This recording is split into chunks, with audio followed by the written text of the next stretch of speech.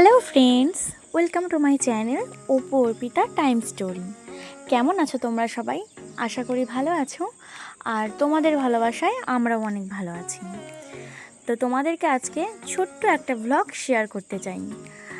এটা কিন্তু আমার প্রথম ব্লগ, তো প্লিজ কোনো ভুল ত্রুটি হলে একটু মার্জনা করুন, আর ভালো লাগলে প্লিজ পাশে থেকো।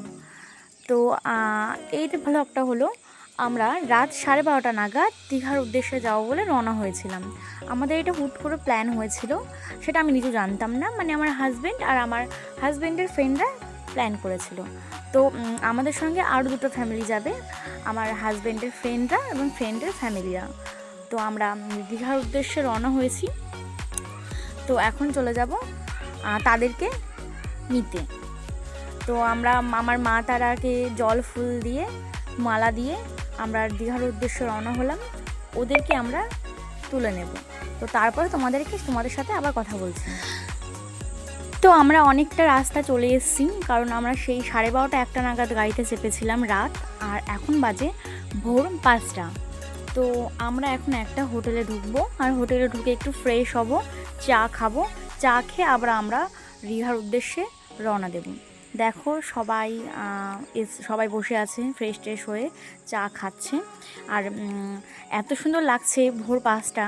আসলে সচরাচর বেরোনো হয় না, তো এই মানে অনেক দিন পর ভোরবেলা ওঠা হয়েছে, আর ভোরবেলায় একদম এত সুন্দর ফাঁকা জায়গা, মানে মনটাই একদম শান্তি হয়ে গেছে। তো ওই দেখো আমার হাজব্যান্ড আর আমার পাপা, মানে আমার মেয়ে, ঠিক আছে, কোলে আছে। মানে এই আরেকটা দেখো বাচ্চা আছে, এই বাচ্চাটা হলো আমাদেরই ফ্রেন্ডেরই মেয়ে। তো এরা এতক্ষণ গাড়িতে চেপেছিল যে 12:30 থেকে ভোর 5টা অবধি ঘুমিয়েছিল। তবুও তো একটা জার্নি, যেটা সবাই জানো, আমাদের বড়দেরই জার্নি হয়, আর কোথায় ওরা বাচ্চা। ওরা এই নেমে এত শান্তি পেয়েছে, মানে একদম খুব আনন্দ পাচ্ছে। আর কি বলবো, দেখতে থাকো ব্লগটা, আমাদের পাশে থাকো।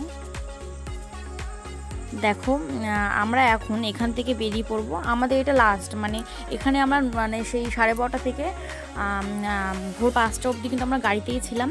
এখনই নামলাম, না হলে বারে নামলে না অনেকটা লেট হয়ে যাবে। এমনিতেই আমরা 12:30 থেকে মানে উঠেছি, আর আমাদের বাড়ি বেথুয়াডাহরি। তোমরা জানো কি না, বেথুয়াডাহরি চিনে থাকলে প্লিজ কমেন্ট করবে। বেথুয়াডাহরি থেকে একদম দীঘার উদ্দেশ্যে রওনা, মানে আমাদের 8 থেকে 9 ঘন্টা জার্নি। তো দেখো একদম ফাইনালি আমরা দীঘার গেটে চলে এসেছি। এটাকে দেখলেই মানে মনটা শান্তি হয়ে যায়, ঠিক আছে না, শান্তি একটা ফিল হয়। এটা হলো দীঘার গেট। তো আমরা দীঘা পৌঁছে গেছি। তখন বাজে